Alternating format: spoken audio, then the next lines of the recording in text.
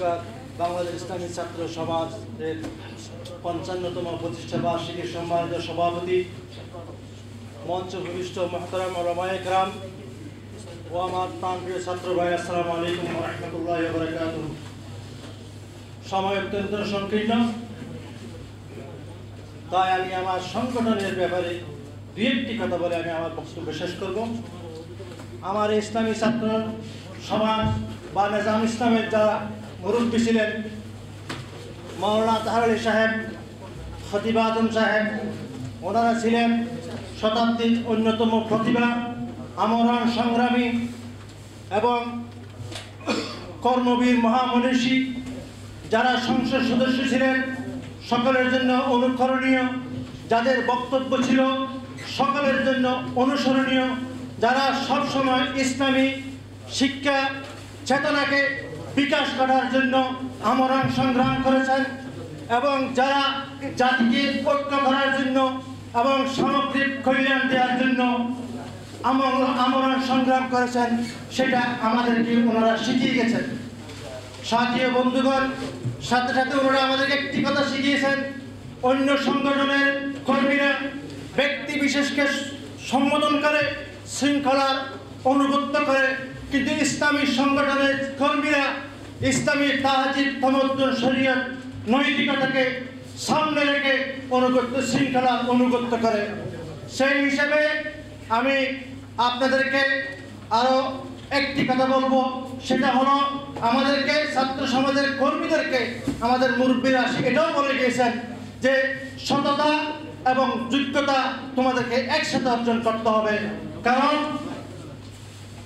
যোগ্যতাবিহীন সততা অকার্যকর, সততাবিহীন যোগ্যতা অত্যন্ত ভয়ঙ্কর।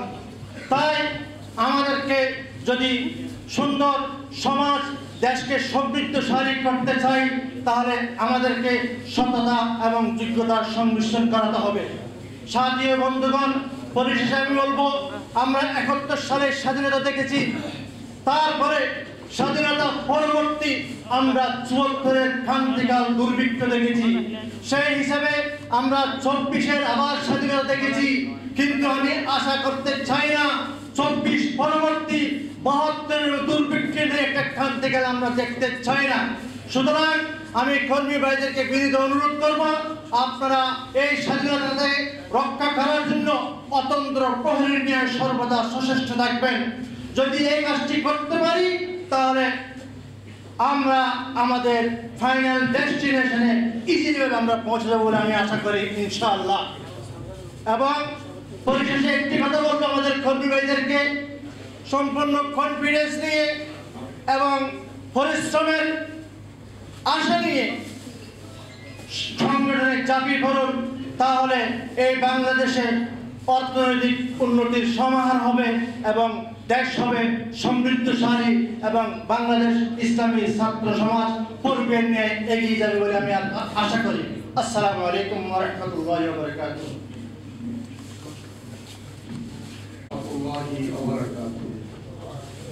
আলহামদুলিল্লাহ ওয়াসসালাতু ওয়াসসালামু আলা রাসূলিল্লাহ।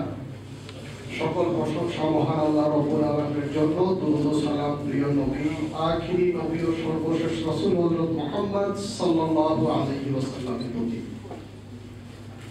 সম্মানিত সভাপতি, প্রধান অতিথি এবং অতিথিবৃন্দ, বিশেষ করে আমাদের প্রিয় জনাব আজিজুল হক ইসলামবাদী এবং আমার ছাত্রকালীন ছাত্রনেতা আমাদের লোকমান ভাই আছেন এবং যারা সামনে উপবিষ্ট আছেন, আমাদের ভবিষ্যতের আকাশে উজ্জ্বল নক্ষত্র, আমাদের ছাত্র বন্ধুগণ,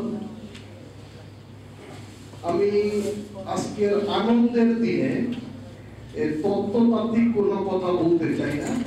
আমি প্রথমত বলতে চাই ইসলামী ছাত্র সমাজের সাথে আমার সম্পর্ক সেই ৮৭ থেকে ৯১ যখন হাটহাজারী মাদ্রাসায় লেখাপড়া করি, তখন মাদ্রাসার যে অবস্থা ছিল, ছাত্র রাজনীতি কেন, বাংলা বই পড়া নিষিদ্ধ ছিল।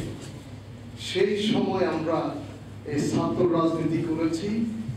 আমাদের আকাবির বলে একটি সংগঠন এবং এর সাথে আমার আরেকটি সম্পর্ক আছে, সেটি হলো এই যে 55 বছর মানে 1969 এর প্রতিষ্ঠা। আমার জন্ম 1969, মানে জন্মের সাথে সম্পর্ক আছে। আমরা এখন যারা আছি তারা যে পরিবেশ পেয়েছে জন্য আল্লাহর শুকর আদায় করব। আমরা কওমি ঘরানার যারা, আমরা অনেকেই জানি, অনেকে হয়তো জানি না দারুল দেওবন্দের লক্ষ্য উদ্দেশ্য কি ছিল। 4টি উদ্দেশ্য ছিল। 1, আকিদায়ে তাওহীদে খালিস। 2, ইত্তেবায়ে সুন্নাহ। 3, তাআল্লুক মা আল্লাহ। 4, চূড়ান্ত লক্ষ্য ইলাই কালিমাতুল্লাহ। সুতরাং এই লক্ষ্যে আমাদের কাজ করতে হবে। কাজ করার পদ্ধতি কি হবে? আমরা এই যে বিপ্লব, আমাদের 24-এর বিপ্লব বা অভ্যুত্থান, এই বিপ্লব হলো চূড়ান্ত কাজ, কিন্তু এর আগের কাজগুলো কি? 1, দাওয়াত ও তাবলীগ। 2, তালিম ও তারবিয়াত। আর 3 নম্বর হলো ইনকিলাব। এই ইনকিলাব দুভাবে হতে পারে, গণ অভ্যুত্থান অথবা সামরিক অভ্যুত্থান। আমরা যারা জিহাদের কথা বলি, জিহাদ তো ইনকিলাবের পরে হবে, যেটি মাদানী জীবনে শুরু হয়েছে। হ্যাঁ, জিহাদের ব্যাপক অর্থ সেটি ভিন্ন, কিন্তু ইসতিলাহি জিহাদ যেটা, তার আগে দরকার হুকুমত। আমাদের ইসলামী বিপ্লব যেন এদেশে হয়, এজন্য কাজ করতে হবে। কাজ করার চূড়ান্ত সুযোগ এখন আমাদের হাতে। আমরা যে অবস্থানেই থাকি, আমাদের প্রতিদিন কাজ করতে হবে, প্রতি সপ্তাহে প্রোগ্রাম থাকতে হবে, প্রতি মাসে আমাদের সভা সেমিনার থাকতে হবে। আমাদের অফিসগুলো যেন একদিনও ফাঁকা না থাকে, খালি না থাকে। এবং বিশেষ করে শিক্ষার কথা যদি আমরা বলি, বিজ্ঞান কলেজ আছে, কিন্তু বিজ্ঞান মাদ্রাসা তো আমরা এখনো তৈরি করিনি। আমরা যারা এখন আছি, আমাদের উচিত হবে বিজ্ঞান মাদ্রাসা প্রতিষ্ঠা করা। আমি সর্বশেষ এই কথা বলতে চাই কবির ভাষায়, মোরা হাফতাদ সুদ সাল ও তোরাহা তোরা ইকবাল মি আয়াত মোরাদা। আমার বয়স 70 আদি, তোমার শুধু সাত, আমার সূর্য অস্তগামী তোমার উদয়াত। আল্লাহ হাফিজ। আসসালামু আলাইকুম ওয়া রাহমাতুল্লাহি ওয়া বারাকাতুহু।